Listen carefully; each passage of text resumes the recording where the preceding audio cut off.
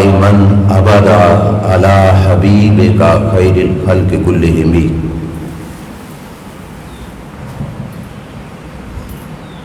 اللہ جل شانہ کی حمد و ثنا اور حضور سید المرسلین خاتم النبیین امام الانبیاء حضرت محمد مصطفیٰ احمد مجتبیٰ صلی اللہ تعالی علیہ وآلہ وبارک وسلم کے دربار گہربار میں ہدیہ درود و سلام بس ادب و احترام عرض کرنے کے بعد رونق محفل پیر طریقت حضرت قبلہ پیر محمد عبد الحکیم نقشبندی مجددی دامت برکاتہم العالیہ، استاد العلماء حضرت علامہ سید محمد وسیم الحسن قادری صاحب، استاد الحفاظ حضرت قاری محمد منظور احمد صاحب دامت برکاتہم العالیہ، دیگر حاضرین و سامعین، السلام علیکم ورحمۃ اللہ وبرکاتہ۔ اللہ تعالیٰ کے فضل و کرم سے اور اس کے پیارے حبیب صلی اللہ تعالیٰ علیہ وآلہ وسلم کی نگاہ رحمت شفقت کے طفیل آج فہم دین کورس کے اختتامی آخری درس میں حاضری کی سعادت نصیب ہو رہی ہے۔ دعا ہے رب کریم جل شانہ ہر آنے والے کا آنا اپنی بارگاہ میں قبول و منظور فرمائے، اور اللہ کریم اس حاضری کے صدقے سے ہم سب کو آخرت کی نجات نصیب فرمائے۔ محترم سامعین، آپ نے سنا 14 سالوں کا یہ تسلسل، جو یقیناً اس میں میرا کوئی ذاتی کمال نہیں، نہ کوئی ذاتی طاقت سے یہ کام ہو سکتا ہے، یہ صرف اور صرف رب ذوالجلال جل شانہ کی عطا ہے اور اس کی توفیق ہے، جس سے ہم نے یہ تسلسل 14 سالوں کا برقرار رکھا، اور آج 14ویں فہم دین کورس کے آخری درس میں ہم حاضر ہیں۔ مجھے یاد ہے کہ جب پہلا سال تھا، قاری فاروق صاحب بھی تھے، قاضی صدیق صاحب بھی تھے، ہم 5-7 بندوں میں بھی اس درس کا یہ سلسلہ چلاتے رہے، اور رب کریم کی توفیق سے اللہ تعالیٰ نے اس پیغام کو مختلف لوگوں تک پہنچایا۔ دعا ہے اللہ تعالیٰ اس محنت میں اور اس سفر میں جو بھی ہمارے ہم سفر رہے، اللہ سب کو اپنے محبوب علیہ الصلوۃ والسلام کا سچا پیار نصیب فرمائے۔ اس مقام تک پہنچنے میں جہاں پہ ہمارے اساتذہ کا ہم پہ شفقت، مہربانی اور احسان ہے، اور بالخصوص اس موقع پر میں اپنے عظیم استاد العلماء حضور اشرف العلماء شیخ الحدیث حضرت علامہ محمد اشرف سیالوی رحمۃ اللہ تعالی علیہ، جن سے صرف ہم نے نہیں ملک اور دنیا کے کروڑوں علماء فیض پا رہے ہیں، اللہ تعالیٰ ان کی مزار پہ کروڑوں رحمتیں فرمائے۔ یہ ان کی شفقتوں کا، نگاہوں کا نتیجہ ہے جو آج ہم یہاں تک پہنچے، اور پھر اس سفر میں کچھ ہمارے ہم سفر ہمارے ساتھ چلے، اس درس میں شریک ہوتے رہے، اور آج وہ اپنی مزارات میں ہے۔ اللہ تبارک و تعالیٰ ان کی قبروں کو بھی تا حد نگاہ کشادہ اور روشن فرمائے۔ کئی چہرے مجھے یاد ہیں جو کئی دروس کے اندر بلا ناغہ ہمارے ساتھ شریک رہتے، آج وہ ہم میں نہیں۔ اللہ تعالیٰ ان کی آخرت کی زندگیاں آسان فرمائے، اور اللہ کریم ان کے درجات کو بلند فرمائے۔ محترم سامعین، آج کے درس کا عنوان ہے اسلام تیری گھٹی میں ہے۔ دعا ہے اللہ تعالیٰ اس سلسلے میں مجھے حق بیان کرنے کی توفیق عطا فرمائے، اور اللہ کریم ہماری زبان پہ کلمہ حق کو جاری فرمائے۔ محترم سامعین، اسلام تیری گھٹی میں ہے، اس موضوع کا سلسلہ اس واسطے ہے کہ کسی انسان کو گھٹی میں جو کچھ دیا جاتا ہے اس کی تاثیر زندگی بھر موجود رہتی ہے۔ کسی کا کردار اچھا ہو تو لوگ پوچھتے ہیں کہ اس کو گھٹی کس کی ہے، اور کسی کا کردار برا ہو تو پھر بھی لوگ پوچھتے ہیں اس کو گھٹی کس کی ہے۔ کردار کے حسن میں اور کردار کے گندہ ہونے میں گھٹی کا بڑا تسلسل ہے، گھٹی کا بڑا حصہ ہے۔ مسلمان کے گھر میں پیدا ہونے والا بچہ اس لحاظ سے بھی خوش نصیب ہے کہ رب ذوالجلال نے اس کو گھٹی اسلام کی عطا فرمائی ہے، اور اسے گھٹی اسلام کی نصیب ہوئی ہے۔ آپ دیکھو ہمارے گھر میں جس وقت بچہ پیدا ہوتا ہے، ابھی وہ بچہ چند گھنٹوں کا بھی نہیں ہوتا، ابھی تو ماں نے اسے چوما بھی نہیں ہوتا، ماں ابھی بے ہوش ہوتی ہے، ابھی تو اس نے کپڑے بھی نہیں پہنے ہوتے، چادروں کے اندر اسے لپیٹ کر جس وقت اٹھایا جاتا ہے، سب سے پہلا کام اس بچے کے ساتھ کیا کیا جاتا ہے؟ لوگ کہتے ہیں مولوی کو بلاؤ، اس کے کان میں اذان پڑھنی ہے۔ اب کائنات میں آیا، سب سے پہلا کام کیا ہوا کہ اس بچے کے کان میں اللہ اکبر کی صدا گونجی۔ یہ خوش نصیبی ہے اس بچے کی کہ بچہ پیدا ہوا، رب نے گھٹی اسلام کی عطا فرمائی۔ اس کے کان میں سب سے پہلی آواز جو گئی وہ ہے اللہ اکبر کی، اور اس موقع پر اس نے یہی آواز اس کائنات میں آتے ہوئے سنی۔ اور رب یہ چاہتا ہے اور اللہ کا دین یہ چاہتا ہے، پیارے آقا صلی اللہ علیہ وسلم کی شریعت یہی چاہتی ہے کہ جب اس بندے اللہ اکبر۔ محتشم سامعین، علماء کرام تشریف لائے، اللہ تعالیٰ ان کا آنا قبول فرمائے۔ آپ توجہ کیجئے، جس وقت پہلی گھٹی کلمہ طیبہ کی اور اللہ اکبر کی صدا کی اس کے کان میں پہنچی، یہ سب سے پہلا مرحلہ تھا۔ رب ذوالجلال نے اس کے کانوں پہ آواز بھی اور گھٹی بھی اسلام کی رکھی۔ کیوں؟ کیونکہ اس بچے نے کل ایک کردار ادا کرنا ہے۔ یہ کسی کافر کے گھر میں پیدا ہونے والا نہیں جو آوارہ اور غیر مقلد قسم کا بچہ ہو، یہ مسلمان کے گھر کا بچہ ہے۔ اس نے اسلام کے حصار میں رہنا ہے، اسلام کی قیود میں رہنا ہے۔ اس واسطے رب نے تربیت کا آغاز بھی اس انداز سے کرایا کہ زمانے میں آنکھ کھول رہا ہے تو پہلی گھٹی، پہلی آواز اس کے کانوں میں اسلام کی اللہ اکبر کی پہنچ رہی ہو، اور پہلی آواز میں بھی یہ شخص کلمہ طیبہ کا ورد سن رہا ہو۔ اللہ اکبر کی یہ صدائیں، اللہ اکبر کی یہ صدائیں جب اس کے کانوں میں پہنچی، اب اس نے پروان چڑھنا شروع کیا۔ اب اس کی زندگی کا سلسلہ اس تسلسل کے ساتھ شروع ہوا، اور اس میں حکمت میری ناقص سوچ کے مطابق یہ بھی ہے کہ ابھی پہلے دنوں میں ہی، ابھی چند گھنٹوں کا مہمان تھا، سب سے پہلی ضرورت گھر والوں کو کس کی پڑی؟ وہ مولوی کی پڑی۔ رب بتانا چاہتا تھا جس کو تم کچھ نہیں سمجھتے نا، وہ تمہارے پہلے دن کی بھی ضرورت ہے۔ وہ پہلے دن بھی تمہارے کان میں اسلام کی گھٹی تمہارے تک پہنچانے کا وسیلہ اور سبب ہے۔ بچے نے سب سے پہلی گھٹی اسلام کی وصول کی، اور اسلام کی گھٹی سے اس کو سنبھالا گیا۔ اب یہ گھٹی رب نے تو اس کو عطا فرما دی اپنے بندوں کے ذریعے سے، اب سنبھالنا اس کا کام تھا، اس کو پالنا بھی اس کا کام تھا۔ اس کو پالتا تو چہرے پہ نور بھی آتا، اس کو پال کے رکھتا تو کل جب موت آتی، اس موت کے وقت بھی اس اسلام کی گھٹی کی تاثیر اسے نظر آ رہی ہوتی، اور اسے پتہ چلتا کہ یہ بچہ عام بچہ نہیں، یہ وہ بچہ ہے جس بچے کو گھٹی رب کریم نے اپنے بندوں کے ذریعے سے اسلام کی عطا فرمائی ہے۔ بچے نے گھٹی اسلام کی لی، اور اسلام کی گھٹی پا کر ابھی چند دن ہی نہیں گزرے تھے، چند دن نہیں گزرے تھے، گھر والوں نے کارڈ بنوائے یا دعوت نامہ بھیجنے کے لیے دعوت والے کو مختلف گھروں میں، برادری میں، محلے میں بھیجا۔ کس خاطر جی؟ فلاں گھر، فلاں دن ہمارے گھر میں آنا، ہم نے اپنے بچے کی سنتیں کرنی ہے۔ لفظ سنا ہے نا، کیا کرنی ہے؟ سنتیں کرنی ہے۔ لفظ سنت، سنتیں کرنی ہے۔ اب لوگ گھروں سے تیار ہو کے جانے لگے، پوچھا جائے کہاں جا رہے ہو؟ فلاں بچے کی سنتیں ہیں جی، وہاں پہ سنتوں پہ جا رہے ہیں۔ گھر والوں نے اہتمام کیا، دیگیں پکائیں، مہمانوں کے آنے کا انتظار رہا۔ جب گھر مہمانوں سے بھر گیا، اب اس چند دنوں کے بچے کو ددیال والوں میں سے یا ننیال والوں میں سے، یعنی داد کے یا نان کے، ان میں سے کوئی بزرگ اٹھاتا ہے، اپنی گود میں بٹھاتا ہے۔ ایک شخص ہاتھ میں استرا ہے، تیز استرا ہے، اسے بلایا جاتا ہے۔ اب اس نے کام کیا کرنا ہے؟ اس بچے کے جسم سے گوشت کا ایک ٹوٹا کاٹنا ہے، گوشت کی ایک بوٹی کاٹی جانی ہے، اس طرح سے کاٹی جانی ہے۔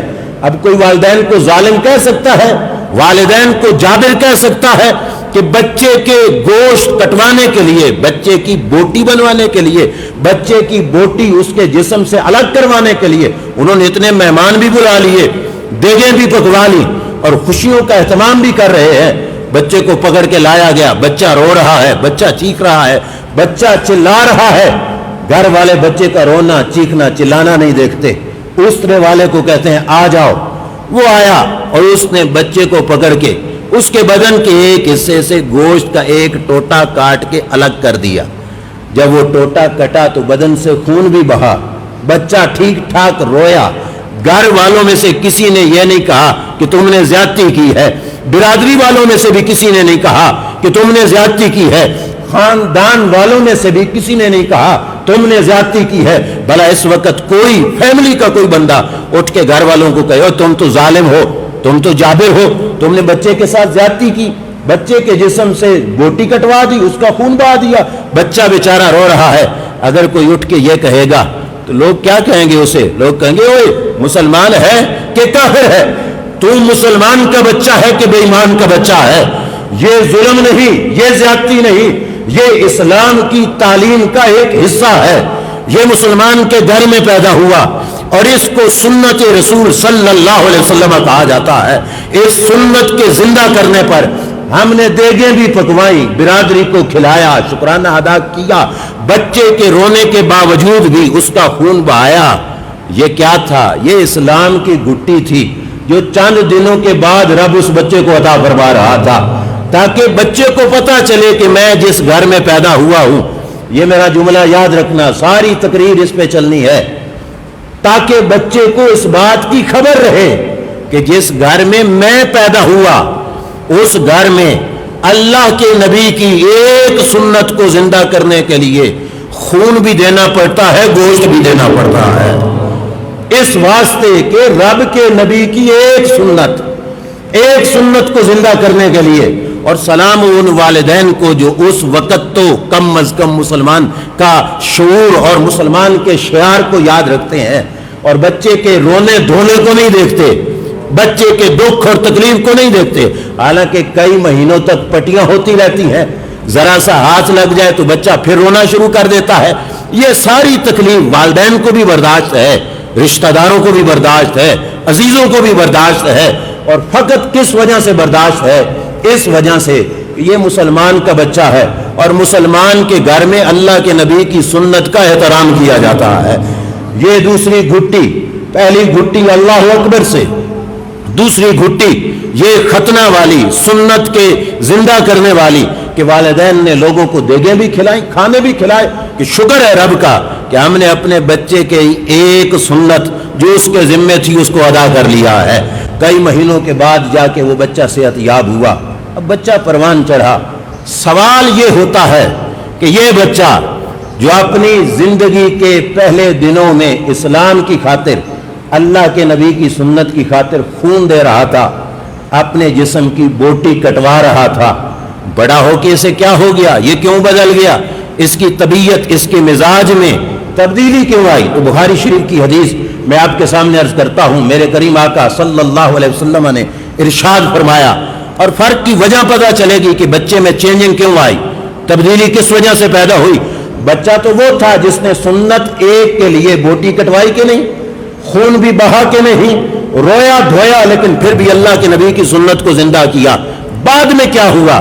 اللہ کے نبی صلی اللہ علیہ وسلم فرماتے ہیں ما من مولود الا یولد علی الفطرہ، فرمایا میری امت کے جس گھر میں بچہ پیدا ہوتا ہے رب اسے اسلام کی گھٹی عطا فرما دیتا ہے۔ یہ فطرت کا معنی میں نے نہیں کیا، عمدۃ القاری میں علامہ عینی نے لکھا، جمہور علماء کا یہی موقف ہے کہ اس مقام پہ فطرت سے مراد دین اسلام ہے۔ اسلام پر اللہ تعالی ہر بچے کی ولادت کرتا ہے۔ بچہ پیدا ہوا، جہاں پہ رب نے اس کے ہاتھ پاؤں بنائے، دماغ بنایا، دل بنایا، یہ جسم، یہ وجود بنا، اس کے ساتھ ساتھ رب نے اس کے اندر جو میموری تھی، یہ کہہ لو اس کا جو سافٹ ویئر تھا، رب نے اس انداز میں رکھا کہ اسلام کے ہر حکم کو وہ قبول کرنے والا ہے۔ اسلام کی فطرت پہ رب ذوالجلال نے اس بچے کو پیدا کیا، اور اسلام کی گھٹی اسے اذان والی بھی ملی، اسلام کی گھٹی اسے سنت کے زندہ کرنے میں ختنے والی بھی ملی۔ لیکن پھر آگے کیا ہوتا ہے؟ کس وجہ سے بچے میں خرابی پیدا ہوئی؟ یہ میں نہیں کہہ رہا، اللہ کے نبی فرماتے ہیں فَأَبَوَاهُ يُهَوِّدَانِهِ وَيُنَصِّرَانِهِ أَوْ يُمَجِّسَانِهِ، فرمایا اگلا حق تھا اس کے والدین کا۔ والدین نے تربیت یوں کرنی تھی تاکہ یہ اس گھٹی کو سنبھال سکے، اس گھٹی کو پال سکے، اس گھٹی کو برقرار رکھے، تاکہ اس گھٹی کا رنگ اس کے کردار پہ قیامت تک نظر آئے۔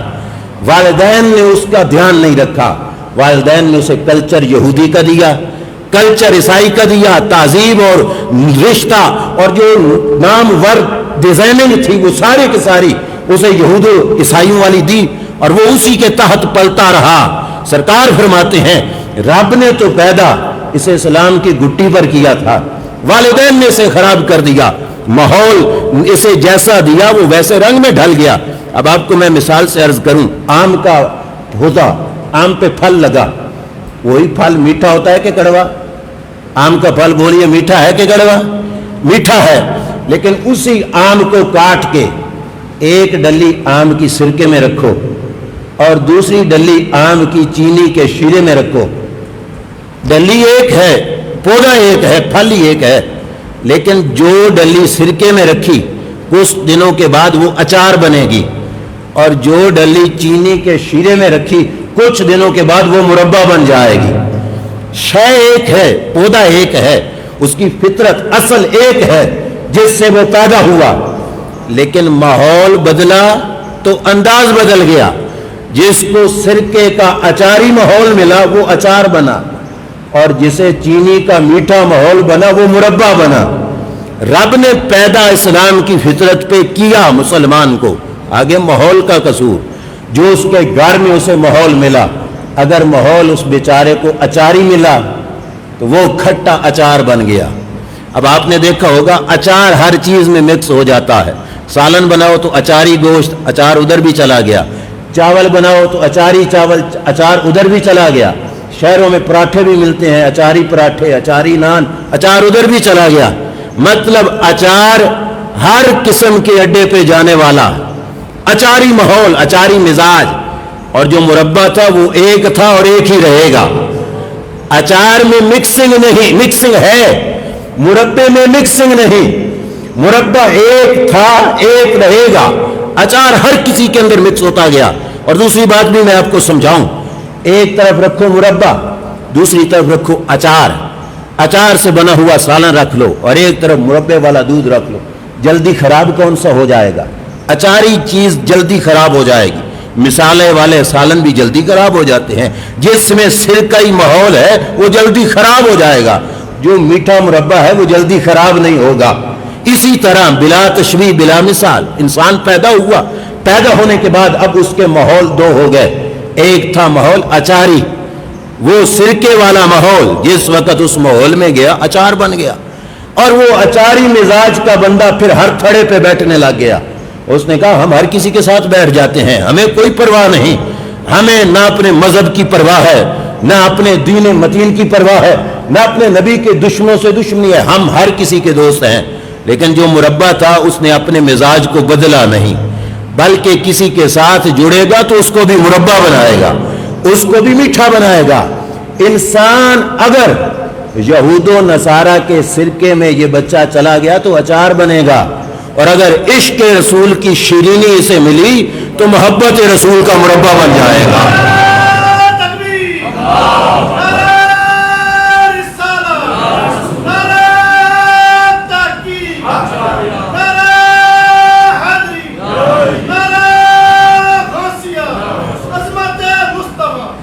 मोहतरम सामीन, ये सिलसिला, ये हिस्सा लाजमी तौर पे याद रखना कि कल्चर से बच्चे का मिजाज बदला। आज वो बच्चा चेहरे पे दाढ़ी के चंद बाल क्यों नहीं रखता, हालांकि उसने बोटी भी कटवाई थी, खून भी पिलाया था, खून भी बहा था, बेचारा रोया भी था, घर वालों ने यह एहतमाम किया। वजह यह है कि जो बाप, जो माँ, जो रिश्तेदार कल उसकी बोटी कटवा रहे थे, आज वो बाप अपने बच्चे को सुन्नत तर्क करने पे थप्पड़ भी नहीं लगाता। कहता है नहीं, मेरे बच्चे का अपना मिजाज है, मेरे बच्चे की अपनी जिंदगी है। उसे सोचना चाहिए था कल घुट्टी तूने इस्लाम की पिलाई है और घुट्टी इस्लाम की देकर इसे आवारा ना छोड़, इसे पाल जिस तरह सैयदा ज़हरा ने अपने शहजादों को पाला।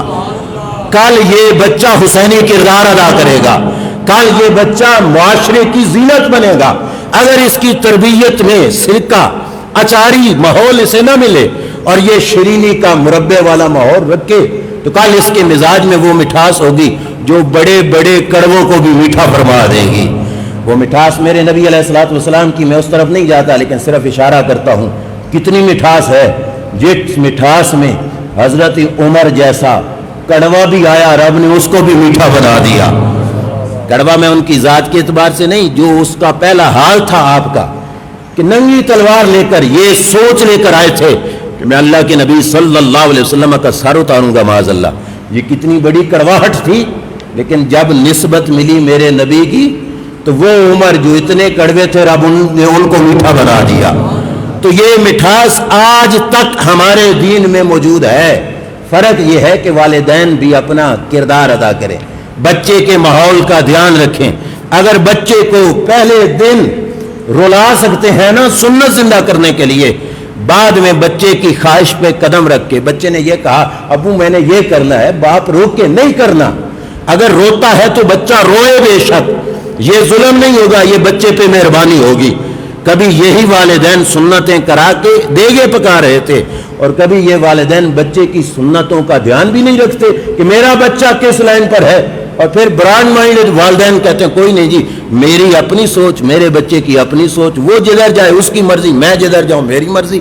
یہ آوارہ پن اسلام میں نہیں۔ اسلام نے تو کیا کہا، فاقم وجہک للدین حنیفا، فرمایا منہ سیدھا اللہ کے دین کی طرف کر لو، منہ ٹیڑھا نہیں کرنا، منہ سیدھا اللہ کے دین کی طرف کرو۔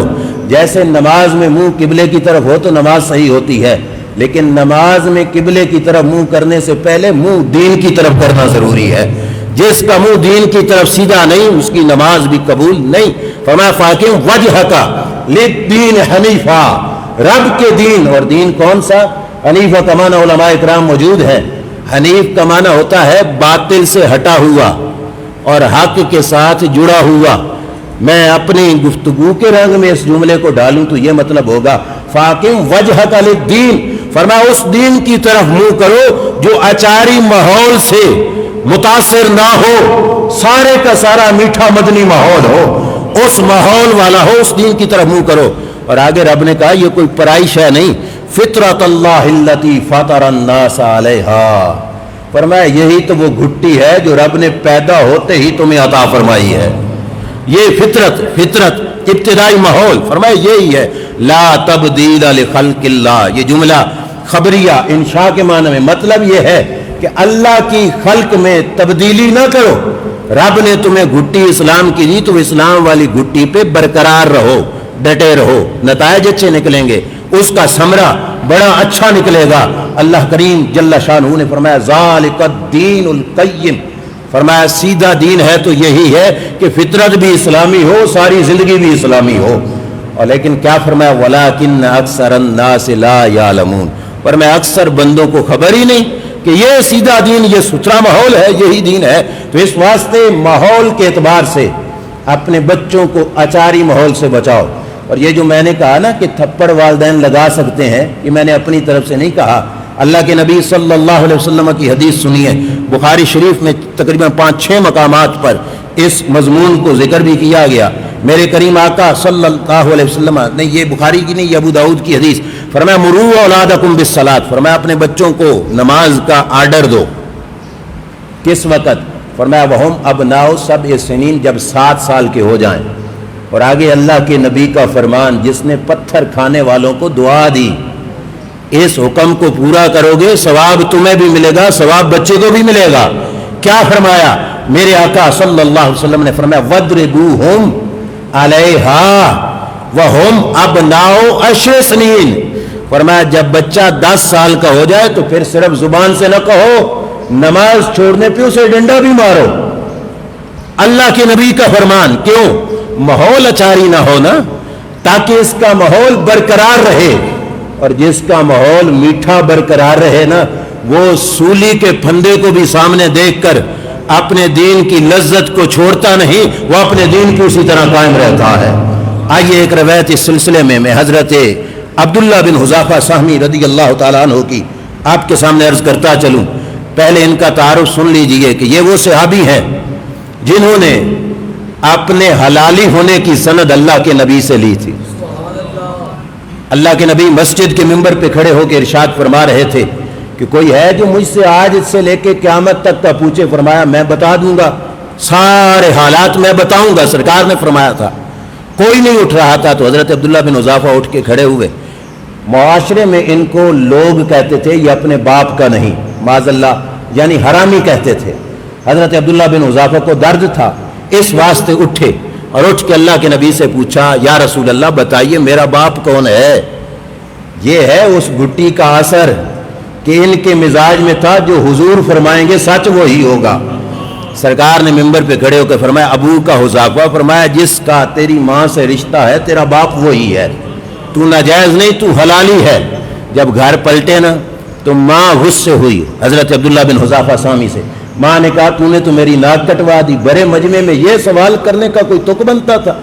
اگر زمانہ جاہلیت میں مجھ سے کوئی غلطی ہو گئی ہوتی تو آج تو نے بڑے مجمع میں میری عزت رلا دی تھی۔ اب بچے کا عقیدہ سنو کیا ہے، کہتے ہیں اماں تانے تو پہلے بھی ملتے تھے نا، لوگ حرامی تو مجھے ناجائز بچہ تو پہلے بھی کہتے تھے، لیکن آج فائدہ ہو گیا، زبان مصطفیٰ سے تصدیق ہو گئی، اب قیامت تک کوئی مومن مجھے حرامی نہیں سارے حلالی سمجھیں گے۔ یہ عبداللہ بن حذافہ سامی، ان کی بات جو میں نے عرض کرنی ہے کہ تاثیر اس گھٹی کی، وہ اسلام پلا ہوا ہو سینے میں تو مزاج میں کتنی پختگی ہوتی ہے۔ روم والوں نے حضرت عبداللہ بن حذافہ سامی اور ان کے چند ساتھیوں کو قید کر لیا۔ جس وقت قید کر لیا تو وہ اپنے بادشاہ کے دربار میں لے کے گئے۔ بڑی توجہ سے سننا یہ معاملہ، روم والوں نے جس وقت اپنے بادشاہ کے سامنے پیش کیا، ان کا تعارف کیا ہوا؟ میں نے تو صرف نام ہی بتایا نا، غیروں کے سامنے ان لوگوں کا تعارف کیا ہے؟ انہوں نے جا کے کہا ان ھذا من اصحاب محمد صلی اللہ علیہ وسلم، بادشاہ سلامت یہ حضور کے صحابی ہیں، یہ صحابی رسول ہیں صلی اللہ علیہ وسلم، یہ صحابی ہیں۔ فقال له الطاغیہ، یہ سرکش بادشاہ حضرت عبداللہ بن حذافہ سامی سے مخاطب ہوا، غور کرنا توجہ سے، کہنے لگے حل لک ان تنصر واشرکک فی ملکی و سلطانی۔ اس عیسائی بادشاہ نے کہا اے عبداللہ عیسائی بن جاؤ۔ کیا بن جاؤ؟ بولیے کیا بن جاؤ؟ عیسائی بن جاؤ۔ ملے گا کیا؟ کہا تمہیں اپنی بادشاہت میں بھی شریک کروں گا اور اپنے ملک میں سے آدھا ملک بھی تجھے دے دوں گا، آدھی بادشاہی بھی ملے گی، آدھا ملک بھی تمہیں مل جائے گا، عیسائی ہو جاؤ۔ یہ ہے اسلام کی طاقت، یہ گھٹی والے اسلام کی تاثیر ہے کہ جنہوں نے کلمہ پڑھا ہو اس کلمے کی تاثیر رگوں میں کہاں تک جاتی ہے۔ اس نے کیا کہا تھا؟ عیسائی ہو تو تمہیں ملک ملے گا، تمہیں آدھی سلطنت ملے گی۔ جرتوں والا جملہ سننا توجہ سے، حضرت عبداللہ بن حذافہ سامی رضی اللہ تعالیٰ عنہ نے کہا کہ اگر میں عیسائی نہ ہوں تو کیا کرے گا؟ کہنے لگا اذن اقتلک، فرمایا اس نے کہا کہ میں پھر تجھے شہید کروں گا۔ حضرت عبداللہ بن حذافہ سامی نے جواب دیا، فرمایا لو آتیتنی ما تملک وجمیع ما ملکتہ العرب علی ان ارجع عن دین محمد صلی اللہ علیہ وسلم طرفت عین ما فعلتہ، فرمایا ایک ہے صرف تیرے روم کی سلطنت اور ایک ہے پورے عرب کی بادشاہی۔ کہا تو روم بھی سارا مجھے دینا اور سارے عرب کے بادشاہ سارا عرب مجھے دے دیں، اور شرط کیا ہو؟ صرف عیسائی بننے کی نہیں، وہ کہیں کہ ایک سکیٹ کے لیے عیسائی بن جا، اے پلک جھپکنے کی دیر، یہی لفظ ہیں کہ آنکھ کے جھپکنے کی دیر عیسائی ہو جا پھر مسلمان ہو جانا۔ تو حضرت عبداللہ بن حذافہ سامی نے کہا میں تیری بادشاہت کو ٹھوکر لگاؤں گا، اسلام کو کبھی چھوڑ کے نہیں جاؤں گا۔ اب یہ ہے وہ مزاج جہاں پہ اسلام کی قوت کو پرکھا جاتا ہے۔ یہ وہ سوچ نہیں کہ جو کہے کہ ہم نے فلاں گستاخوں سے تعلق کاٹا تو ہماری ٹیکسٹائل کی سیل کہاں جائے گی، کہ فرانس ہمارا 50% سے زیادہ ٹیکسٹائل کا خریدار ہے، ہم نے سفیر نکالا تو ہماری یہ ٹیکسٹائل کہاں جائے گی؟ او بدبخت تیرے کان میں اذان بھی ہوئی تھی کہ نہیں ہوئی تھی؟ جب پیدا ہوا تو کان میں کیا گونجا تھا؟ اللہ اکبر، کہ رب سب سے بڑا ہے۔ اس گھٹی کی تاثیر ختم ہو گئی جو آج یہ سوچ پیدا ہوئی، اگر رب سب سے بڑا ہے اور اس پہ ایمان ہے تو پھر تیرے ٹیکسٹائل کے خریدار فرانس والے نہیں، تجھے رزق رب کے دربار سے ملتا ہے، اور جس کے دربار میں یہ ہے کہ ایک دروازہ بند ہو تو رب 10 دروازے کھول دیتا ہے۔ اور ادھر دیکھو مزاج صحابی کا، کہا ایک سیکنڈ کے لیے تو مجھے کہے نا عیسائی ہو جا، تو کہا تیری بادشاہت کو ٹھوکر لگاؤں گا، میں ایک سیکنڈ کے لیے بھی عیسائی نہیں ہوں گا۔ اب دیکھو آزمائش شروع ہوئی حضرت عبداللہ بن حذافہ سامی کی، سنیے توجہ سے۔ بادشاہ نے کیا کہا؟ وقال للرمات، بادشاہ نے تیر انداز بلا لیے جن کے نشانے تھے، سلیب لٹکوائی، پھندا پھانسی والا لٹکوایا۔ حضرت عبداللہ بن حذافہ سامی کو کہا اس پھٹے پہ چڑھو، پھندا پھانسی والا آپ کے گلے میں ڈال دیا گیا۔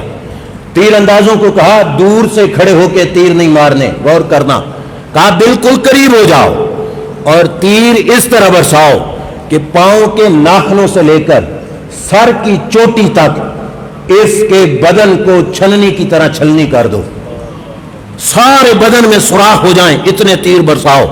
یہ شخص عیسائی نہیں ہوتا، یہ مسلمان ہے اور اسلام پہ ڈٹا ہوا ہے، اتنے تیر برساؤ تاکہ اس کا سارا جسم چھلنی ہو جائے۔ حضرت عبداللہ بن حذافہ سامی کے گلے میں پھندا ہے، سامنے تیر انداز کمانے تان کے کھڑے ہیں۔ بادشاہ آپشن دینا چاہتا تھا، بادشاہ نے پھر پوچھا، کہا اب بتاؤ اب اسلام کو چھوڑو گے یا نہیں چھوڑو گے؟ روایت کے لفظ ہیں وَهُوَ يَأْبَى۔ حضرت عبداللہ بن حذافہ ایک بار نہیں، پھانسی کا پھندا گلے میں لے کر بار بار انکار کرتے رہے۔ فرمایا نہیں عیسائی ہوتا، نہیں عیسائی ہوتا، نہیں عیسائی ہوتا، میں مسلمان ہوں، مسلمان ہوں۔ بادشاہ نے کہا چلو پھندے سے اتار لو، اسے کسی اور طریقے سے ڈراوا دے کے عیسائی کرتے ہیں۔ توجہ کیجیے، اگلا مرحلہ کیا تھا؟ بادشاہ نے ایک دیگ منگوائی، دیگ کے نیچے آگ جلوائی، جب پانی صحیح ابلنے لگا تو دو مسلمان اور بلائے حضرت عبداللہ بن حذافہ کے علاوہ، آپ کے دیکھتے ہی دیکھتے ان کو اس دیگ میں پھینکا۔ جب دیگ میں پھینکا گیا سیکنڈوں میں بوٹیاں ہڈیوں سے الگ ہوئیں اور وہ لوگ شہید ہو گئے جو دو بندے تھے۔ عبداللہ بن حذافہ سامی کو وہ عیسائی بادشاہ کہنے لگا وقت ہے تیرے پاس، بدل جاؤ اور اس ماحول سے نکل جاؤ، عیسائی ہو جاؤ، بادشاہت مل جائے گی، ورنہ تیرے ساتھ یہ سلوک کیا جائے گا۔ اب مومن کا مزاج دیکھو کیا ہے۔ علامہ اقبال نے کہا تھا نا، شہادت گہے الفت میں قدم رکھنا ہے۔ لوگ آسان سمجھتے ہیں مسلمان ہونا، یہ اسلام کا مزاج ہے کہ شہادت گہے الفت میں قدم رکھنا ہے، کہ شہادت کی منزلیں ہیں تیری قدم قدم پہ۔ کہا عیسائی ہو جاؤ۔ حضرت عبداللہ بن حذافہ سامی نے کہا یہ بھی کر لو، میں پھر بھی عیسائی نہیں ہوتا۔ اب تیسرا آپشن، بادشاہ کی انا ٹوٹ گئی، اس کی ضد بکھر گئی، اب وہ کچھ نہیں کر سکتا تھا تو چپ ہوا۔ اب غور کرنا، بادشاہ نے اگلا آپشن رکھا۔ اگلا آپشن کیا رکھا؟ کہا ایسا کرو، آؤ میرے ماتھے پہ دو بوسا، میرا ماتھا چوم کے پیچھے ہٹ جاؤ، تجھے بھی اور تیرے 80 ساتھی قیدیوں کو سب کو رہا کر دوں گا۔ توجہ ہے، تجھے بھی رہا کروں گا، تیرے 80 ساتھیوں کو بھی رہا کر دوں گا۔ اب بات صرف اپنی ذات کی نہیں رہی، باقی مسلمانوں کی جان کی بھی بات آ گئی۔ حضرت عبداللہ بن حذافہ سامی نے کہا اس میں تو حرج نہیں، چلو بادشاہ میں تیرے ماتھے کو چوم ہی لیتا ہوں، ہے تو اللہ کا دشمن، یہ بھی کہہ دیا، کہا ہے اللہ کا دشمن، لیکن میں اپنے مسلمان بھائیوں کی جان کے لیے، رہائی کے لیے یہ کر رہا ہوں۔ ماتھے کو چوما، 80 ساتھیوں کو رہا کرا کے حضرت عبداللہ بن حذافہ سامی مدینے آئے، اور مدینے میں دربار لگا ہوا تھا حضرت عمر رضی اللہ تعالیٰ عنہ کا۔ اب یہ معاملہ ہے کمال کہ دین کے نوکروں کی عزت کس انداز میں کی جاتی ہے، اور جنہوں نے ثابت قدمی کا مظاہرہ کیا ہو ان کی عزت کس انداز میں کی جاتی ہے۔ حضرت عمر منبر رسول صلی اللہ علیہ وسلم پہ تشریف فرما تھے، عبداللہ بن حذافہ سامی آئے، آپ کو ڈیٹیل مل چکی تھی کہ ایسا ایسا ہوا۔ جب حضرت عبداللہ بن حذافہ سامی پاس آئے تو حضرت عمر نے منبر چھوڑ دیا، فرمایا عبداللہ منبر پہ تم بیٹھو، میں نیچے بیٹھوں گا۔ حضرت عبداللہ بن حذافہ سامی اوپر بیٹھے، آپ حضرت عمر کھڑے ہوئے لوگوں کو بتانے لگے، فرمایا لوگوں جانتے ہو عبداللہ بن حذافہ سامی کا یہ سٹیٹس کیوں بنا؟ کہا وجہ یہ ہے کہ اس نے دین پر ثابت قدمی ظاہر کی اور دین پر پختہ رہ کر اسلام کی سربلندی والا کام کیا، اور اس نے اس کے ماتھے کو چوما اور 80 بندے رہا کرا کے لے آیا۔ فرمایا آج اس نے وہاں پہ چوما، فرمایا اس کے اعزاز میں میرا آرڈر ہے کہ میری رعایا کا ہر بندہ آ کے عبداللہ بن حذافہ سامی کا ماتھا چومے۔ اور فرمایا کوئی ماتھا چومتے ہوئے اگر کسی کو شرم آتی ہے تو فرمایا پہلا نمبر عمر فاروق کا ہے، فرمایا پہل میں کرتا ہوں، بعد میں ساری رعایا عبداللہ بن حذافہ سامی کا ماتھا چومے۔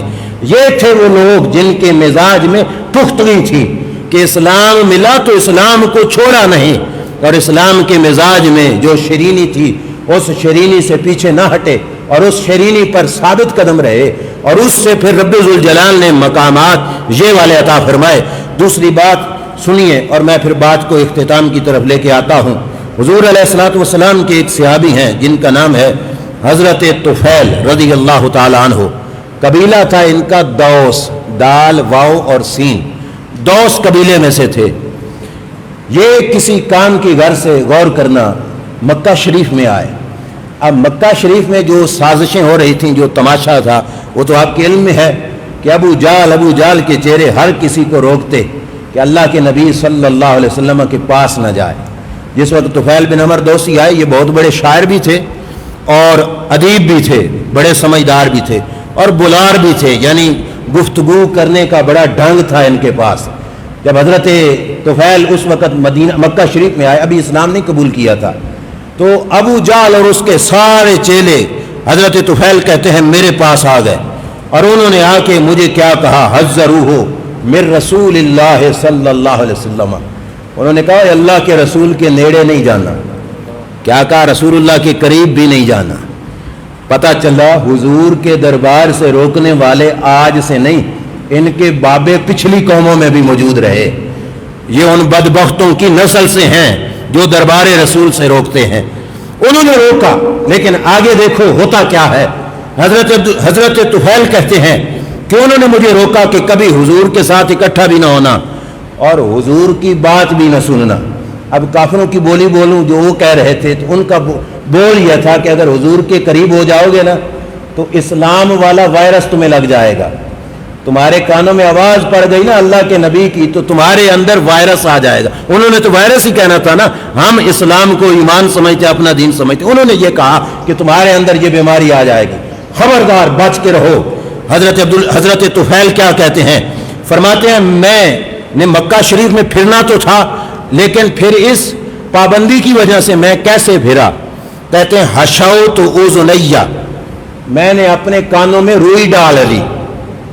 क्या डाली, बोलिए क्या डाली, किस खातिर, कि इस डर से कि कहीं हुजूर की आवाज मेरे कानों में न पड़ जाए। इस खौफ की वजह से कि हुजूर की आवाज मेरे कानों में न पड़े, मैंने कानों में रुई डाली।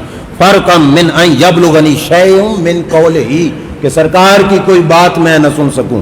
काफिरों ने रुई डलवा दी हजरत तुफैल के कानों में। अब देखो क्या हुआ, फरमाते हैं वाना ला उरीदु अस्माउ, मेरा कोई इरादा नहीं था कि मैं हुजूर की कोई बात सुनूं। चलते चलते ऐसा हुआ, फगदौतु इलल मस्जिद, मैं मस्जिद हराम में आया। कहाँ पे, मस्जिद हराम में, बैतुल्लाह शरीफ में। अल्लाह के नबी सल्लल्लाहु अलैहि वसल्लम क्या कर रहे थे, वह हुआ काइमुन युसल्ली, सरकार दो आलम सल्लल्लाहु अलैहि वसल्लम नमाज अदा फरमा रहे थे। सरकार काबा शरीफ की दीवारों के साए में। पता चला काफिरों ने भी लोगों के कानों में रुइयां तो डलवाई, पर काबे को बंद नहीं किया था। काबा खुला था, इमामुल अंबिया नमाज पढ़ रहे थे, ये भी वहां पे जा पहुंचे। कहते हैं मैंने रुई को थोड़ा आगे किया और कानों में उंगलियां मजबूत की कि सरकार नमाज में तिलावत कर रहे थे कि मेरे कान में आवाज ना पहुंचे। अब ये है वो बात जिस पे रब की तकदीर की ताकत नजर आती है। ये भी इरादा नहीं रखते कि सुनूं, बचाव के लिए कान में रुई भी है, ऊपर से उंगलियां भी ठोस रहे हैं कि मुझे आवाज ना आए। लेकिन कहते क्या हैं कि नबी अकरम सल्लल्लाहु अलैहि वसल्लम के पास से गुजरा, फ़अबल्लाहु इल्ला अन युस्मिअनी बाद क़ौलिही, का एक था मेरा इरादा और एक था अर्शों के मालिक का इरादा। मेरा इरादा था ना सुनूं, रब ने चाहा कि सुने, रब ने चाहा कि आवाज इसके कानों में पहुंचे। जिसको वो बीमारी कह रहे थे कि ये कानों के जरिए ना जाए, रब ने चाहा कि जाए। रुकावट लगी हुई थी कानों में, उस जमाने का मास्क लगा हुआ था कि आवाज ना जाए कानों में, लेकिन रब ने चाहा कि आवाज जाए। हजरत तुफैल कहते हैं कान बंद थे, उंगलियां भी डली थी, रुई भी डली थी, लेकिन मेरे कानों में मदीने के ताजदार की आवाज पहुंची।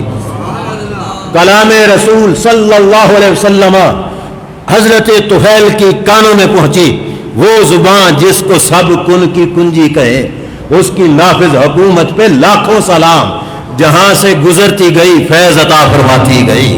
وہ آواز حضرت عبداللہ بن حذافہ سامی فرماتے ہے، طفیل بن عمر دوسی کہتے میرے کانوں میں پہنچی۔ اب ان کا مزاج تھوڑا بدلا، فل نہیں تھوڑا بدلا، کہا اوے، اپنے آپ سے کہنے لگے، اوے میں کوئی پاگل ہوں، میں کوئی بے وقوف ہوں، میں کوئی نہ سمجھ ہوں کہ میں ان کی غلط بات سن کر بھی ان کا ہو جاؤں گا؟ نہیں نہیں، میں سمجھدار ہوں، میں بڑا عقل مند ہوں، جتنا بھی انہوں نے کچھ کہا میں سوچ سمجھ کے بات کو سمجھنے کا سلیقہ رکھتا ہوں، اگر بات اچھی ہوئی تو مانوں گا، اچھی نہ ہوئی تو رد کر دوں گا، لہذا سنوں تو صحیح کہ کہتے کیا ہے۔ تو کہتے ہیں کہ میں نے اب خود بھی توجہ کرنی شروع کر دی، تھوڑا اثر آواز کا پہنچا تو پھر انہوں نے توجہ کی۔ کہتے ہیں جس وقت میں نے توجہ کی، اللہ کے نبی صلی اللہ علیہ وسلم کی آواز میرے کانوں میں پہنچی تو کیا کہنے لگے، فَإِن كَانَ الَّذِي يَأْتِي بِهِ حَسَنًا قَبِلْتُهُ وَإِن كَانَ قَبِيحًا تَرَكْتُهُ، اچھا ہوا تو مانوں گا، اچھا نہ ہوا تو چھوڑ دوں گا۔ آواز کانوں میں پہنچی تو کیا کہتے ہیں کہ جس وقت میں نے اللہ کے نبی کی آواز کو سنا تو ما سمعت قولا قط احسن منه، کہا زندگیاں گزر گئیں، مشاعروں میں بیٹھا رہا، شاعروں کی محفلیں اٹینڈ کی، میں بڑے بڑے لوگوں کے پاس پھرا، بولار لوگوں کے پاس، لیکن مجھے ساری زندگی اتنا خوبصورت بیان نہ سنائی دیا جتنا خوبصورت بیان رب کے نبی علیہ السلام کا تھا۔ میں نے آواز سنی، مجھ پہ اثر کر گئی۔ اب یہ الگ تھے، حضور الگ تھے، یہ تو چوری چھپی حضور کی آواز سن رہے تھے۔ سرکار نے اپنی عبادت مکمل کی، سرکار مسجد حرام سے نکل پڑے، اب یہ پیچھے پیچھے چھپے ہوئے تھے نا، تو جب حضور نکلے تو کہتے ہیں مجھ سے رہا نہ گیا، فَاتَّبَعْتُهُ، میں حضور کے پیچھے چل پڑا۔ اب لڑ لگے گئے حضور علیہ السلام کے، ماحول مل گیا شیرینی والا، مٹھاس کا ماحول ملا۔ یہ کڑوا مزاج رکھنے والے طفیل بن عمر حضور کے ساتھ چل پڑے، کہتے میں چل پڑا۔ اللہ کے نبی صلی اللہ علیہ وسلم اپنے دارالحدیث میں پہنچے جہاں پہ حضور لوگوں کو بیان فرماتے تھے۔ کہتے ہیں میں بھی پیچھے چلتے چلتے حضور کے دارالحدیث میں داخل ہو گیا، میں بھی جا کے بیٹھ گیا اللہ کے نبی صلی اللہ علیہ وسلم کے پاس۔ میں نے کہا تلاوت تو آپ کی سن لی ہے، توجہ کیجئے، تلاوت تو سن لی ہے، مجھے بتاؤ تمہارا اس قوم سے جھگڑا کیا ہے؟ یہ کیوں دشمن ہے تمہارے؟ مجھے تو آتے آتے انہوں نے کہا تھا ان سے ملنا بھی نہیں، ان کی آواز بھی نہیں سنی، تمہارا ان کا معاملہ کیا ہے؟ اپنا دین کا تعارف پیش کرو مجھ پہ، بتاؤ اسلام ہے کیا؟ حضرت طفیل کہتے ہیں فارد علیہ رسول اللہ صلی اللہ علیہ وسلم علیہ السلام، ان کو گھٹی آج لگ رہی تھی اسلام کی، اور فطرت تو پہلے کی رب کی بنائی ہوئی تھی، لیکن ماحول کی وجہ سے اچاری ماحول ہو گیا تھا۔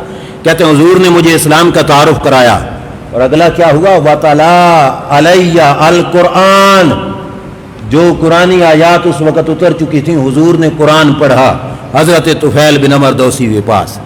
اب کیا ہوا؟ کہتے ہیں جب اللہ کے نبی صلی اللہ علیہ وسلم کی زبان سے قرآن سنا تو میرے مزاج نے کیا کہا؟ دین کا تعارف سنا تو میں نے کہا روئے زمین پر اسلام سے بڑھ کر عادلانہ مزاج رکھنے والا کوئی ماحول نہیں ہے، میرے دل میں اسلام گھر کر گیا۔ تو کیا ہوا؟ فَأَسْلَمْتُ وَشَهِدْتُ شَهَادَةَ الْحَقِّ، فرمایا جو حق کی گواہی تھی وہ میں نے بھی دینی شروع کر دی۔ اشہد ان لا الہ الا اللہ واشہد ان محمدًا عبدہ ورسولہ صلی اللہ علیہ وسلم، کہا یہ میں نے پڑھ لیا، اب پڑھ لیا، گھٹی مل گئی اسلام کی۔ غور کرنا، کہتے ہیں میں نے حضور کے دربار میں عرض کیا، اب یہ مرحلہ بڑا قیمتی ہے، کیا کہنے لگے؟ کلمہ پڑھ کے اسلام لا کے، اب انہوں نے تو جانا تھا اپنے قبیلہ دوس میں، باہر کے تھے نا، یہ تو مسافر تھے، کہنے لگے یا رسول اللہ انی امرؤ مطاع، میں مقتدا پیشوا ہوں اپنے قبیلے کا، مطلب میرا قبیلہ میری بات مانتا ہے، میری پیروی کرتا ہے، میرا تابع دار ہے، اب میں گھر چلا ہوں، ان کی خواہش کیا ہے؟ غور کرو، کہنے لگے کہ میری خواہش ہے کہ جیسے کلمہ میں نے پڑھا ہے میں اپنے قبیلے والوں کو بھی پڑھاؤں، جو رنگ مجھ پہ چڑھا ہے میں ان پہ بھی چڑھاؤں، جو نور مجھے ملا ہے میں ان تک بھی پہنچاؤں۔ لیکن کیا گزارش کی؟ کہا یا رسول اللہ میں ان کو کہوں کفر چھوڑو اسلام لے آؤ تو وہ مجھے کہیں گے اسلام کے سچا ہونے کی نشانی کیا ہے؟ آپ تو اللہ کے نبی ہیں، رب نے آپ کو معجزے عطا فرمائے، آپ تو سورج موڑ کے بھی دکھا سکتے ہیں, چاند توڑ کے بھی دکھا سکتے ہیں, پتھروں کو کلمہ پڑھا کے بھی دکھا سکتے ہیں, درختوں کو جگہ سے ہٹا کے بھی دکھا سکتے ہیں. میں کیا دکھاؤں گا کہ اسلام کی سچائی کیا ہے؟ میرے نبی علیہ الصلوۃ والسلام نے دعا کی, یا اللہ میرے طفیل کو بھی اپنی نشانیوں میں سے کوئی نشانی عطا فرما, تاکہ یہ دین کی دعوت دے, اگلے جھوٹے کہیں تو یہ نشانی دکھا کے کہے جھوٹا نہیں ہوں, اللہ نے مجھے سچائی عطا فرمائی ہے. سرکار نے دعا کر دی, ظاہری طور پر کوئی نشانی نہ ملی, لیکن چند منٹوں کے مسلمان کا عقیدہ کیا تھا کہ اس زبان سے جو نکلتا ہے وہ کن کی کنجی بن کے نکلتا ہے, تیر قضا بن کے نکلتا ہے, پورا ہو جائے گا. یہ نہیں کہا کچھ نظر نہیں آ رہا یا سنا چل پڑے. کہتے ہیں اپنے قبیلے محلے کے پاس پہنچا تو جو پہاڑ تھے نا اپنے قبیلے والوں کے پاس, میں پہاڑ کے اوپر سے نیچے اتر رہا تھا, اس مقام پہ پہنچا کہ میرے محلے والے اگر آنکھ اٹھا کے دیکھتے تو میں نظر آتا. تو میں نے رب کے دربار میں عرض کیا, یا اللہ اب وہ نشانی مجھے عطا فرما. حضرت طفیل بن عمر دوسی رضی اللہ تعالیٰ عنہ فرماتے ہیں, واقع بین عینی نور مثل المصباح, فرماتے ہیں میری دونوں آنکھوں کے درمیان میں میرا ماتھا یوں چمکنے لگ گیا جیسے مٹی کا چراغ چمکتا ہے, چراغ کی طرح میرے ماتھے سے نور نکلنا شروع ہو گیا. یہ ہے وہ مزاج جو اعلیٰ حضرت نے کہا تھا, چمک تجھ سے پاتے ہیں سب پانے والے, میرا دل بھی چمکا دے چمکانے والے. یہ چند منٹ بیٹھے تو ماتھا روشن, کہ یہ چمک دکھا کے کہوں گا تمہارا ماتھا نہیں چمکتا, میرے ماتھے میں نور ہے, یہ سچائی کی نشانی ہے.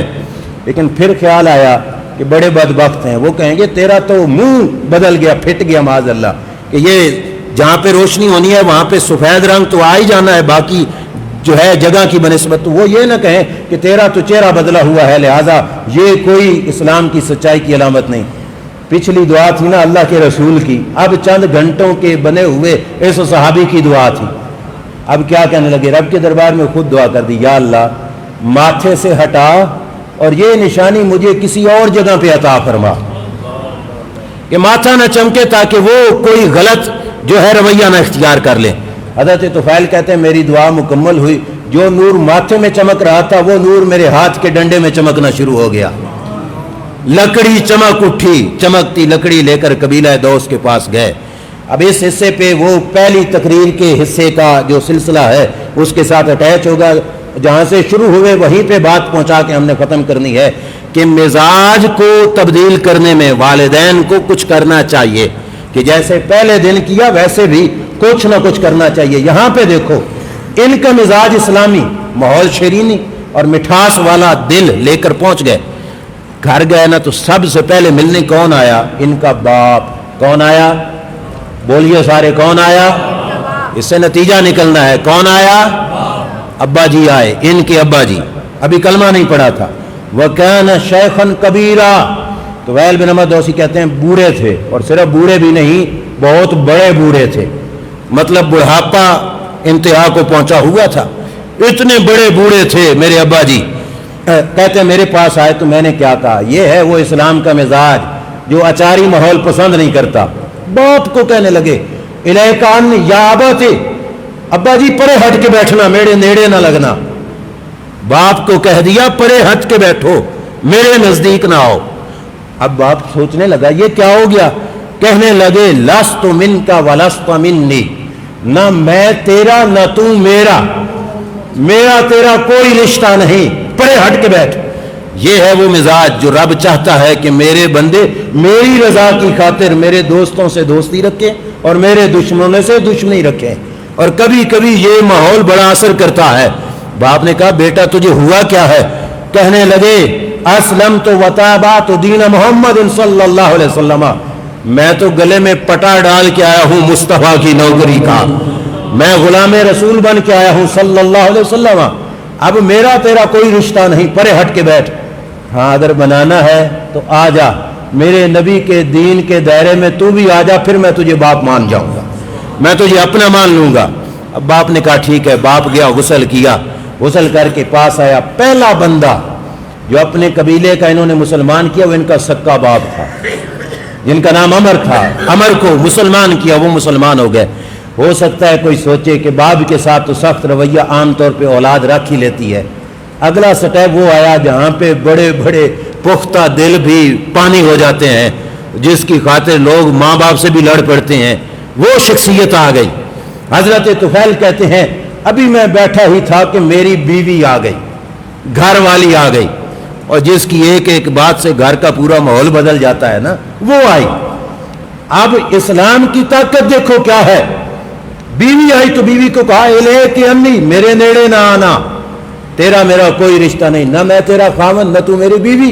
اس نے کہا ہے ہوا کیا؟ کہا اسلمت وتابعت دین محمد صلی اللہ علیہ وسلم، میں حضور کا ہو گیا ہوں، اب تمہارا نہیں، تمہارے ساتھ میرا تعلق بننا ہے تو تم بھی حضور کے ہو جاؤ، اگر حضور کے بنو گے تو ہمارا رشتہ برقرار رہے گا۔ حضرت طفیل کے اس مزاج کا اثر ہوا، بیوی گئی، غسل کیا، کپڑے چینج کیے، اور کہا جس نبی کا کلمہ تم پڑھ کے آئے ہو اس نبی کا کلمہ مجھے بھی پڑھا کے دو۔ یہ وہ تاثیر پہنچی جو مدینے والے کے دربار سے لے کے آئے تھے، لیکن کس طرح کہ کچھ کوشش بھی تو کی نا ماحول کو بدلنے کے لیے، تاکہ اچاری ماحول میں خود رل مل جاتے تو پھر ان میں بھی خرابی پیدا ہونے کا خدشہ تھا۔ انہوں نے یہی سوچا کہ میں ان میں نہیں گھلوں گا، میں اپنا مزاج ان کے سامنے رکھوں گا اور اسلام کی طاقت ان کے سامنے رکھوں گا۔ پھر ماحول بدل گیا، وہ بھی اسلام کو قبول کر گئے۔ پھر انہوں نے قبیلے میں تبلیغ کی۔ بہرحال میری موضوع کا بات کا تعلق یہاں تک ہی تھا، آئیے واپس پلٹیے، یہ ہے اسلام کی وہ طاقت۔ اب اللہ اکبر کی صدائیں ہم میں سے ہر ایک کے کان میں گونجی کہ نہیں؟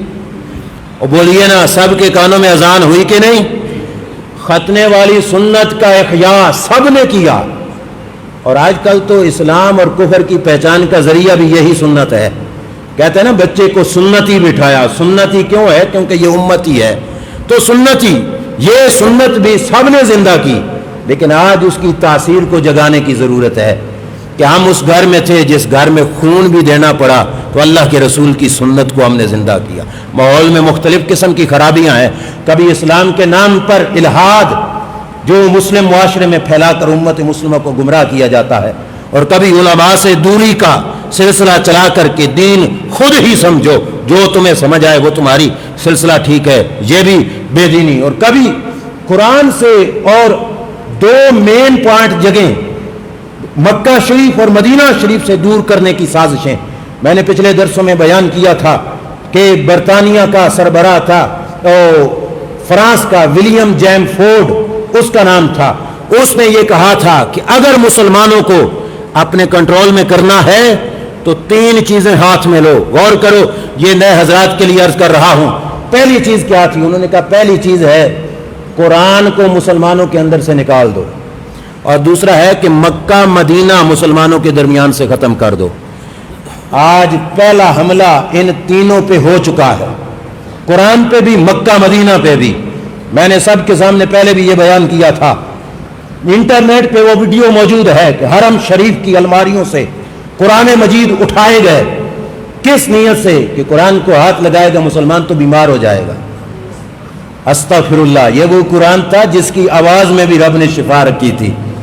اٹھا لیا گیا قرآن تاکہ مسلمان کی پہنچ سے دور ہو جائے۔ یکدم تو انہوں نے نہیں کہنا کہ چلو جی قرآن نہ پڑھو، یہ پہلا قدم ہے۔ پھر دوسرا مرحلہ انہوں نے کیا، مکہ شریف اور مدینہ شریف سے مسلمانوں کو دور کر دیا گیا۔ اخبار کی وہ رپورٹ میرے پاس پکچر موجود ہے، پڑھ کے دل خون کے آنسو ہوتا ہے کہ کہا کہ اس سال حج نہیں ہوگا۔ افسوس، صد افسوس، حج نہیں ہوگا۔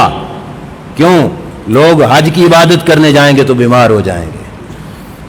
میں کتاب میرے پاس موجود ہے، سیرت غوث الثقلین، حضرت غوث شیخ عبد القادر جیلانی کے زمانے میں طاعون کی وبا پھیلی تھی، اور اتنی وبا پھیلی تھی، یہ تو ملک بڑا سارا ہے، بغداد چھوٹا سا شہر تھا، آبادی چھوٹی تھی، ایک ایک دن میں 1000 بندہ مرا، 1000 بندہ طاعون کی بیماری سے مرا۔ لوگ آئے حضرت شیخ عبد القادر جیلانی رضی اللہ تعالیٰ عنہ کی بارگاہ میں، حضرت بیماری پھیلی، یہ نہیں کہا کہ تم بھی اپنا دروازہ بند کر دو، خانقاہیں بند کر دو، نہیں کہا بیماری پھیل گئی ہے، لوگ وبا سے مر رہے ہیں، کوئی علاج بتاؤ۔ میں پوری ذمہ داری سے کہہ رہا ہوں، عقیدہ رکھنا یہ آپ کی ذمہ داری۔ حضرت غوث عبد القادر جیلانی نے کیا کہا؟ فرمایا جاؤ میرے مدرسے کی 4 دیواری کے ارد گرد جو گھاس لگا ہے، فرمایا وہ گھاس کاٹو، گھاس کاٹ کے جس کو طاعون ہو اس کے بدن پہ پھیرو، اللہ شفا عطا فرمائے گا۔ اب مجھے بتاؤ، جس نبی کی 11ویں پشت میں آنے والی ہستی اس کے بدن کی بات نہیں، اس کے گھر کی نہیں، اس کے مدرسہ اور مدرسہ کے ارد گرد گھاس کی یہ شان ہے۔ لوگوں نے کاٹ کر بدن پہ پھیرا، رب نے طاعون کی بیماری دور فرمائی۔ اب گھاس تھا تھوڑا اور بندے تھے زیادہ، پورا نہ ہوا تو پھر عرض کیا اب کیا کرے؟ حضرت غوث پاک نے فرمایا گھاس کو ڈالو پانی میں گول لو، جو مریض ہو اس کو میرے مدرسے کے گھاس کا پانی پلاؤ، رب اس گھاس والے پانی کے صدقے سے بھی شفائیں عطا فرمائے گا۔ یار 11ویں پشت کے بندے کے مدرسے کے گھاس سے پانی سے شفا ملے اور مدینے کی فضا سے شفا نہ ملے، یہ کسی بے ایمان کا تو عقیدہ ہو سکتا ہے، مسلمان کا نہیں ہو سکتا۔ ریسرچ کمپنیاں گئی تھیں پچھلے سال، مدینہ شریف کی فضا کا سرچ کیا تھا، اور سرچ کے بعد جو انہوں نے نتیجہ نکالا تھا وہ کیا تھا کہ روئے زمین پر کوئی علاقہ ایسا نہیں جس کی فضا اتنی صحت مند ہو جتنی صحت مند فضا رب کے گھر مدینہ شریف کی موجود ہے، رب کے محبوب کے گھر مدینہ شریف کی ہے۔ اس گھر کے قریب جانے سے روک دیا گیا، اس کے پاس جانے سے روک دیا گیا۔ یہ بہانے کے بیس پر یہ ظلم ہمارے ساتھ ہوا۔ اور پھر اگلا ظلم جو بیت المقدس پہ کچھ دنوں سے بمباری ہو رہی ہے، وہ تمہارا ہمارا رب کا گھر ہے، ہمارے رب کا گھر ہے، اور یہ نہ سمجھو کہ وہ صرف فلسطین والوں کا حق ہے، ہم سب کا حق ہے اور کچھ نہیں کر سکتے۔ تو میرے نبی نے فرمایا تھا من لم یہتم بامور المسلمین فلیس منا، فرمایا جس کو مسلمانوں کے معاملات کی فکر نہیں ہوتی، میرا محمد کا صلی اللہ علیہ وسلم کا اس کے ساتھ کوئی تعلق نہیں۔ اور سلام ہو ان نمازیوں کو جنہوں نے ایک رات بمباری ہوئی، جہاں تو ایک چکر کوئی لگا جائے نا تو ہمارے بیچارے ڈر جاتے ہیں کہ ہم نے سنت ہی نہیں زندہ کرنی۔ سنت کے زندہ کرنے کا ثواب بھی اسی وقت ہے، من تمسک بسنتی عند فساد امتی فلہ اجر مئۃ شہید، کہ جس نے فساد امت کے وقت لوگ روک رہے تھے، پابندیوں کے نوٹیفیکیشن آ چکے تھے، اور اس نے نوٹیفیکیشن کو ٹانگ مار کے کہا میں رب کے نبی کی سنت کو زندہ کروں گا، اس سنت کے زندہ کرنے والے کو رب 100 شہیدوں جتنا اجر عطا فرمائے گا۔ ہمارے استاد کہتے تھے کہ میں نے تو داڑھی رکھی ہے تو میرا تو شعبہ ہے مولویوں والا، میں نہ رکھوں تو جماعت کیسے کراؤں، میں نہ رکھوں تو ممبر پہ کیسے بیٹھوں۔ بڑا اجر تو اس کا ہے جس کا ماحول بھی دنیاوی ہے اور اس نے پھر بھی سنت کو زندہ کیا ہے، اس نے تانے سنے، باتیں سنی، پھر بھی سنت کو زندہ کیا۔ یہ ہے ہمارا درد کہ بیت المقدس پہ ہونے والی بمباری، وہ لوگ ایک دن سب کچھ ہوا لیکن اگلے دن اس مسجد کی تعداد ذرا نیٹ پہ جا کے دیکھو پہلے سے زیادہ تھی، اور وہ زمانے کو بتا رہے تھے کہ یہ کلمہ پڑھنے والے وہ نہیں جو بم اور بارود سے ڈر جائیں، یہ تو اس نسل سے ہیں عبداللہ بن حذافہ سامی والے کہ جن کے بدن کو چھلنی کرنے کا کہا گیا۔ انہوں نے کہا تھا بدن کی چھاننی بنوانی منظور ہے پر رب کے دین پہ سودا کرنا منظور نہیں۔ تو یہ فکر، یہ درد ہمارے سینے میں ہونا چاہیے، کچھ نہیں تو کم از کم اکیلے بیٹھ کے روئیں اور ان بدبختوں کی تباہی کی دعا تو کر سکتے ہیں کہ اگر ان کے مقدر میں ہدایت نہیں تو یا اللہ ان کو تباہ و برباد کر۔ یہ درد ہر مسلمان کے سینے میں ہونا چاہیے، اور یہ ہمارے آخری درس پر یہ پیغام ہے کہ ان تمام تر سازشوں کو سمجھو اور قرآن و سنت کی روشنی میں سمجھو، اور مت جھگڑو علماء سے۔ یہ علماء دشمن نہیں، یہ سجن ہے تمہارے۔ اور پھر علماء تو بعد میں اصل چیز ہے حدیث رسول صلی اللہ علیہ وسلم۔ اور میں اکثر یہ کہتا ہوں باپ کے دل میں اولاد کے لیے اتنا پیار نہیں جتنی شفقت رب نے اپنے نبی کے دل میں امتی کی پیدا فرمائی ہے۔ سرکار والدین سے بھی زیادہ شفیق ہے، اگر کسی مقام سے کوئی خطرہ ہوتا تو سرکار ہمیں بتا کے جاتے کہ ایسا نہ کرنا، ایسا نہ کرنا، جہاں پہ خطرہ تھا وہ بتا کے گئے۔ لہذا ہر خطرے کی جڑ کاٹ کر اسلام کو سینے سے لگا لو، پھر وہ وقت آئے کہ جو گھٹی پیدا ہوتے ہوئے ملی تھی کل موت آئے تو اس کا اثر چہرے سے نظر آ رہا ہو۔ بزرگ کہتے ہیں تو آیا تھا تو رو رہا تھا، لوگ ہنس رہے تھے۔ مزہ یہ ہے کہ وہ گھٹی کمال کو پہنچے، کل تو دنیا سے جا رہا ہو، تیرے چہرے پہ مسکراہٹ ہو اور لوگ رو رہے ہوں۔ نشان مرگ مرد مومن بات گویم چو مرگ آیت تبسم بر لب اوز۔ اللہ تعالی ہم سب کو خاتمہ ایمان پہ نصیب فرمائے، اور اس پرفتن دور میں رب کریم جل وعلا شانہ ہمیں اسلام کے نظام کے ساتھ وابستگی کی توفیق عطا فرمائے۔ وآخر دعوایا ان الحمد للہ رب العالمین۔